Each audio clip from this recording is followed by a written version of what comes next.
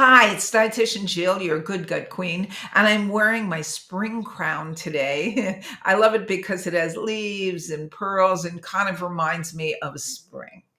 And I want to talk to you today about the chaos of meal plans. And why do I say there's a chaos around meal plans? Because the number one question I get from clients is, can I have a meal plan? And I always say, no, because I'm really not happy with meal plans. And I want to tell you a story. This is something that happened to me years ago. And basically, I still remember it because it sticks out as why people are so obsessed with meal plans. Okay, I used to work for Cedar Sinai, their HMO. And one of the nurses one day asked me, would I please help her with her food? And I said, sure. So come on in. And basically, when she sat down, she kind of explained to me that she has no problem with breakfast, but when she gets to work, she eats nonstop until she goes home. And then what she said later really floored me. She said, can I have a breakfast meal plan? My comment, why? You have no problem with breakfast.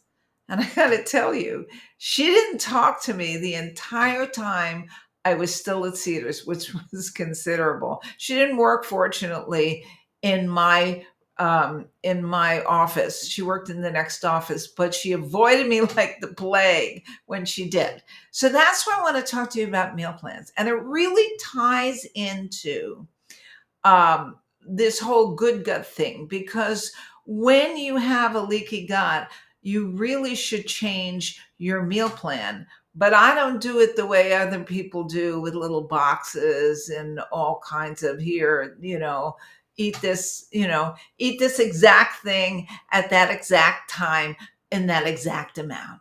I don't do it that way. But people are obsessed.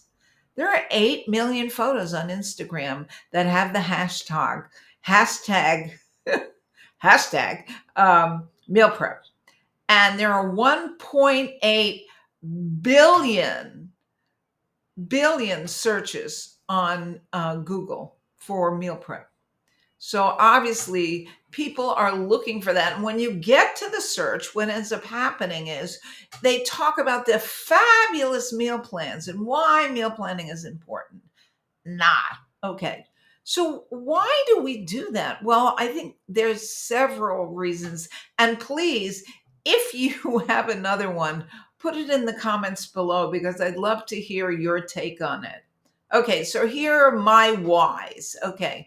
Fear of the unknown. When you begin a new diet, and I hate the word diet because it has the word die in it, but when you begin a new way of eating, that's better. Um, we're afraid. We have a fear of the unknown. We want structure. And so many people have said that. I want structure. They're afraid and they don't trust themselves to change, which is very sad. The other reason is experts give them to us. Experts, yes. Oh, and I have to tell you another story about a doctor named Lulu Hunt Peters. Very unusual, MD at the turn of the century. But she wrote a book on calories in 1918. And we're still obsessing about calories ever since. So that's really the power of what experts do to us. They say do this, we say, well, they say jump, we say how high, and we're still obsessing about calories. Okay, it's become the expected way, right? Meal plans have become the expected way to give diets to people, right? Here's a diet, here's a meal plan, blah, blah. And I even do that. But that's not how I teach it.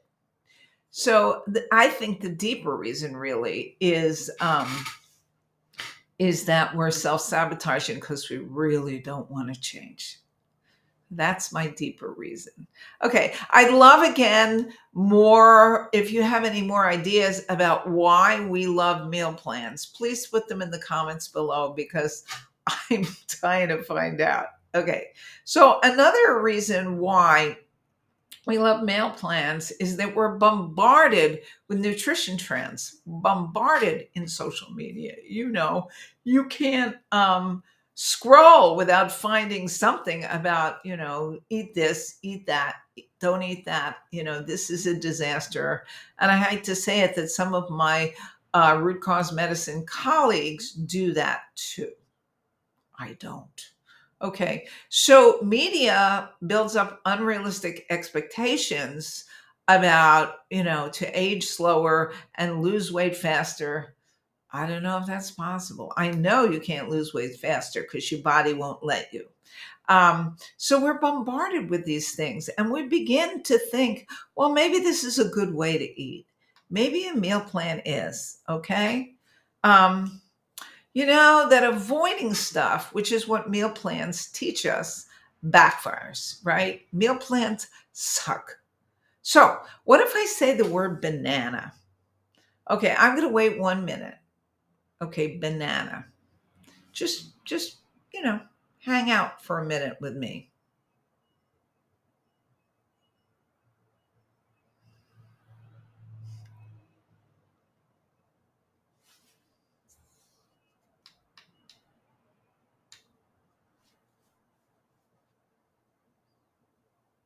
Well, I don't know if that's a minute, but can't stop thinking about banana. That's what happens when you're told to forget to do something, when you're told to avoid something, or when you're told to do something different.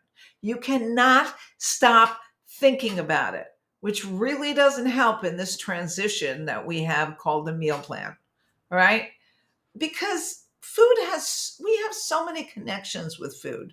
So I bet you were thinking about banana. When you were thinking about banana, you maybe were seeing it on your cereal, having a banana split, or savoring it in a banana daiquiri. Okay, avoiding stuff just backfires. And we have unrealistic expectations and definitely food guilt. Food guilt. I don't know if you have food guilt. I took me years to get over my food guilt. But here's some statistics on food guilt. Okay, and I'm reading them here. So 52% of men and 39% of women say that food guilt can ruin their day. Now, I was really surprised about this statistic because I thought it was more percentage of women, but it's not. Over 50% of men think that food guilt can ruin their day. Uh, 51% um, say that it lowers their self esteem. Food guilt. 58% um, says they obsess about meals and snacks that won't make them feel food guilt. Okay, the most guilty food I found, 46% feel that ice cream is the most guilty food. Now I don't know about you, but I would never want to do without ice cream. Okay, the top cause of food guilt is unhealthy food. And it's weird to me because here's another story. I know I'm full of them. Okay, so we have in California In-N-Out Burger. I don't know if they have it anywhere else, but we have it in California, and it's advertised as a healthier option for fast food. And they don't have too many things, but they're most famous for their burger or their chili burger and their fries. Okay, so during the pandemic, and I know that's an unusual time, but during the pandemic, I was driving home from my work. I work at a psychiatric hospital as one of my venues that I work at, as well as having my private practice. And I'm driving home from work, and the line outside the In-N-Out Burger was literally 10 blocks long. 10 blocks long. I mean, I counted the blocks. It was so amazing to me. 10 blocks long. It's like, I never, even if I wanted it, I'd never get in a line that was 10 blocks long. Didn't matter what the food was. Okay. So, um, why, why, why shouldn't we have meal plans? Okay. So we're focusing on nutrients when we deal with meal plans, not food. Nutrients, and here's the thing. At my hospital that I was talking about, they have something called a 60-60-60 diet for diabetics. Okay, what does that mean? Oh, it means people need to eat 60 grams protein at breakfast, lunch, and dinner. Now, do you know what 60 grams looks like? Neither does anyone I teach. And basically, I have to explain all that before I get into the teaching, because grams of anything, I mean, I know what a gram looks like. It's a little teeny um, part of something in the metric system, but I have no idea what 60 grams look like. I do, however, teach food exchanges or food portions. I do have her do that because it's important that diabetics eat less carbohydrate, which is grains, which is milk, which is fruit, which is sweets, that kind of stuff. So you want to limit that or eat less. And that's why we have it. But nobody knows what 60 grams of protein looks like. And I don't either. Okay. So meal plans are rigid. Again, eat this exact thing in this exact amount at this exact time. I don't know anybody who does that. I definitely don't, and I really hate that thinking.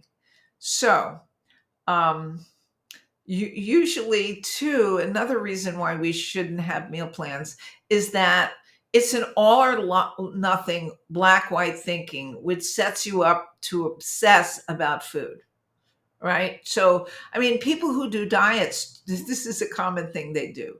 Basically, what they do is they think, well, I failed. I ate the chocolate cake or whatever, and now the whole day is ruined. So they just scarf it up the rest of the day. No, no. It makes you do that though. Okay. We just don't eat that way. We don't eat that way. It's not the way people eat. People have so many different food cues. Hunger is just one of them. We eat sometimes because we're hungry, but we eat sometimes because we look at the food and go, boy, that looks good. Or we look at it on the menu and we go, ooh, I'd like to try that. Or people that we're with ask us, you want to try this? I get that all the time. I used to work in a nursing home where all the nurses used to say, "Did you eat? Did you eat?" It's like, yeah, I ate. Leave me alone. So meal plans make us wrong. They make us wrong. They really do. They don't speak to your appetites. They really don't. And they don't fit into your lifestyle. Not at all. You know, when we start out on a meal plan, life gets in the way. People get busy. We're not always prepared. I know I come home sometimes after a very long day and I've got like a steak in the fridge because I do paleo. I've got a steak in the fridge that's thawed out and I could put it in my air fryer. Yes, air fryer. I'll talk to you later about that. Um, and make it. I did that last night, and I have like a bagged salad where I can just dump the salad and put the little crunchies on, and then put some dressing on, and I'm done in less than 5 minutes with a salad. But sometimes I just get home and I'm just so tired, right? We're not always prepared. Kids get sick. We're dealing with kids. You know, family members get sick, husbands, wives get sick, bosses expect you to work late. It's always someone's birthday or a special holiday. And I got to tell you, so many times at my work, we have donuts, right? We have donuts. And sometimes when I'm really hungry, I'll eat the donut, even though it's not on my paleo lifestyle check off boxes. But And sometimes you just don't feel like having a protein bar at 10 p.m. And sometimes, a lot of times at night, I'm not hungry and I don't eat. So here's the thing: real people eat food. We eat meals often with other people. We eat meals that match our cultural background and social interests. And we rarely measure things precisely. None of that. None of that. So in reality, meal plans make you crazy, obsessed, and don't fit your lifestyle. And also psychologically, they make you sad and wrong. So what's the option? I'm going to tell you right now.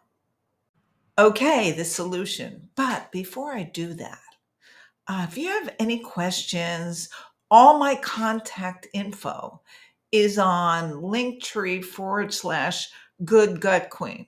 And let me spell it because there's a dot in there. LINKTR.ee. Don't forget the dot /Good Gut Queen. Or better yet, hop on a quick video or phone call with me, that's free, absolutely free. Just go to healyourhealthnow.com. Don't forget the now / let's talk health free and sign up. Okay. Okay. The solution. Well, the solution is not about diets, obviously. It's not about diets. It's about having goals and creating new habits. And if that sounds scary, sometimes it is, but that's the only way I know to change your eating lifestyle forever. First of all, you have to have a goal. I call it the heart reason, a deep reason to do whatever you want to do with food. Some people call it the powerful why, but you got to have a goal. And it's not about I'm going to gain, I'm going to lose 20 pounds in 2 days to fit into my size 8 for my girlfriend's wedding. It's just not that. It's a deeper reason. My reason, since I'm turning 78 next month, 78, is to stay healthy way into my maybe 80s, 90s. So I'd love to do that. And that's my main heart reason for changing my diet. So what is yours? All right. So so how can you make the whole idea is how can you make whatever you're eating a little bit better to suit the goal in every situation? I want you to think about that. How can you make whatever you're already eating a little bit better in every situation to meet that goal? And what I'm talking about here is baby steps, right? Baby steps, very important. Okay. So I want you to ditch the idea of what diets teach us. I know this is hard because we've been hearing it our whole lives. Good, bad foods, restriction, only eat what's in the menu plan, blah, blah, blah, blah, blah.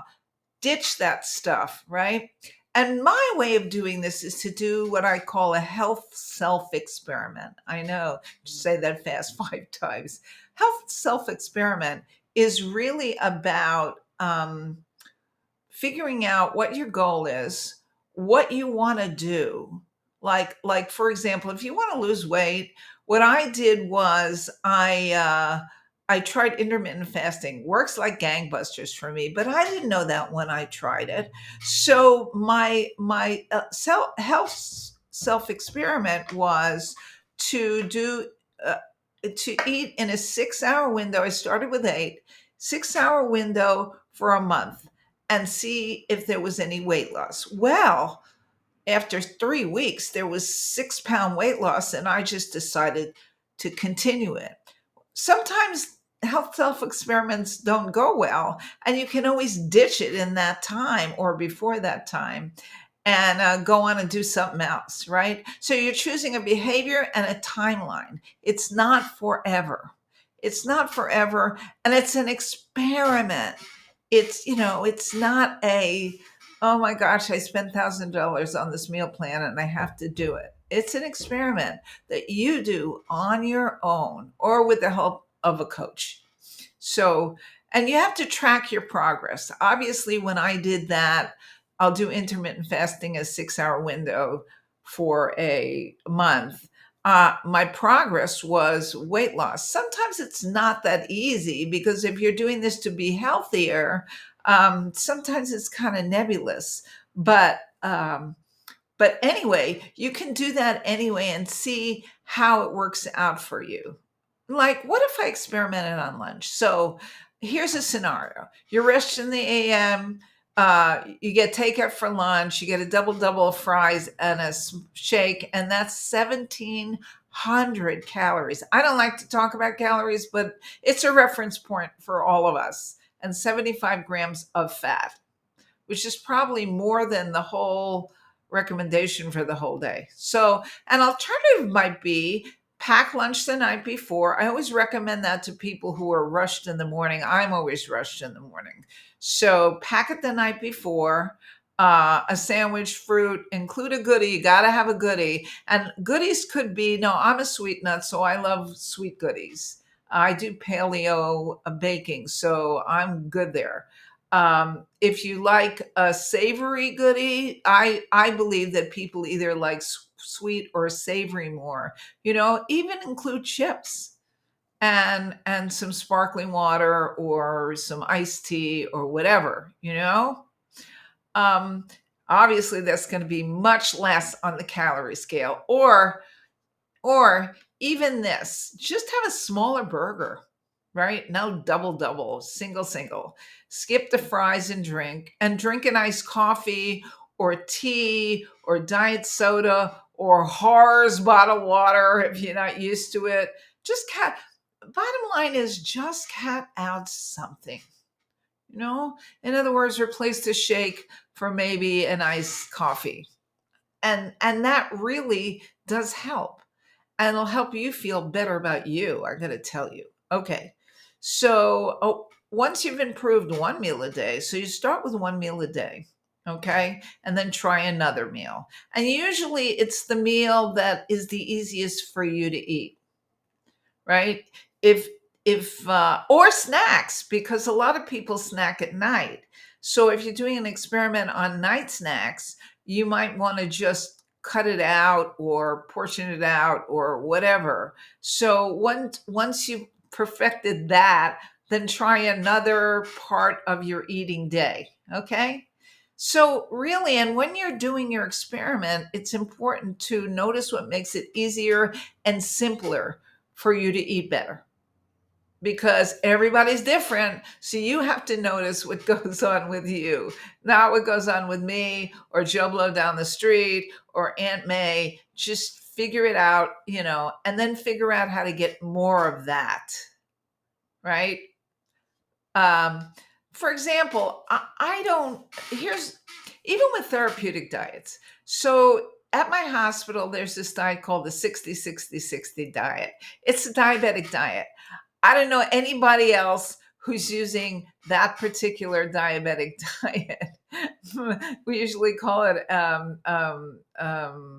uh, controlled carbohydrate or no concentrated sweets or restricted concentrated sweets or something like that. But we call it a 60-60-60.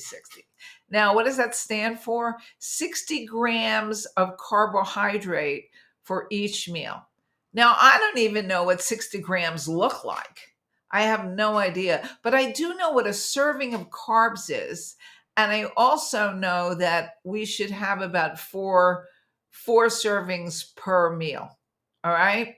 That's the way I teach it. I teach general concepts, not specifics, even when it comes to a therapeutic diet. Or better yet, when I give people a handout which has the carbs on one side and the protein and veggies on the other side, I say to them, okay, see all these things? See all these things, eat less of it. So, for example, Asian people eat a lot of rice. Most of the ones that I've worked with eat a lot of rice. So I just tell them, cut the rice in half. Or if 60 grams of carbohydrate is like, I use my fists, not the rest of my arm, is like 2 fists of spaghetti. So if I'm taking, if I if I have garlic bread or fruit with the meal, I have to take away one fist. That leaves me with this much spaghetti. Not a lot, right? So then I fill it up with protein and veggies, maybe a nice salad, maybe a chicken parmigiana. That's the way we balance it. And even if you're using a meal plan, no sweat. Just make sure that you make it for a short period of time because we shouldn't be on meal plans forever, including the therapeutic ones like the FODMAP diet or the specific carbohydrate diet. Unless there's a specific reason to be on that, you shouldn't be on it for a long period of time. And then you have to modify it for your own eating lifestyle. Because, for example, I do not eat fish. It's a long story I'm not going to get into here with about a smoked whitefish when I was a kid. I cannot be in the same room when people open tuna cans. The smell of fish makes me nuts. Right. So I do eat shellfish, but I was raised on that. But the fish, no. Right? So if there's a fish on my menu plan, there's no way I'm eating it. So I have to substitute it. So substitute it with something that you like instead of what's on the meal plan, okay? And also make sure it doesn't make you feel overwhelmed because that's the first step to disaster. So you have to back up. Again, baby steps. You have to back up and just go, okay, maybe I'll do this 2 or 3 times a week, or maybe I'll do this, or maybe I'll just make it mine, right? It does take work. I'm not going to lie to you, it takes work and awareness of what you're doing because that's so important. We eat mindlessly until we decide to change our eating lives, and then we have to pay attention. Okay. But I know it's the only way to permanently change. Okay. So the takeaway is if you start and you feel some success, most likely you'll figure out some other way to make things better. Really, when I worked with people in an OptiFast type program, I just said to them about exercise 5 minutes out and 5 minutes back and build it. And I know one gal lost about 100 and something pounds and biked three 3 hours a day. Yeah, 3 hours a day. She biked 3 hours a day. Now, I don't expect you to bike 3 hours a day or do anything for 3 hours a day, but that was her choice. So if you start and feel some success, most likely you'll figure out another way to make things better. That's how our minds work. Okay, again, if you have any questions, uh, please feel free. All my contact info and links to recipes and articles are at Linktree good gut queen, linktr.ee/good gut queen. Or again, better yet, hop on a video or a phone call with me, and go to Heal Your Health Now / Let's Talk Health Free. Yes, it's free. I usually charge $47 for this, but it's free. And we can figure out what's going on with you, and I'll give you some action steps to get you started. Okay, Dietitian Jill signing off. Thanks for listening till the end. I am so blessed. All blessings.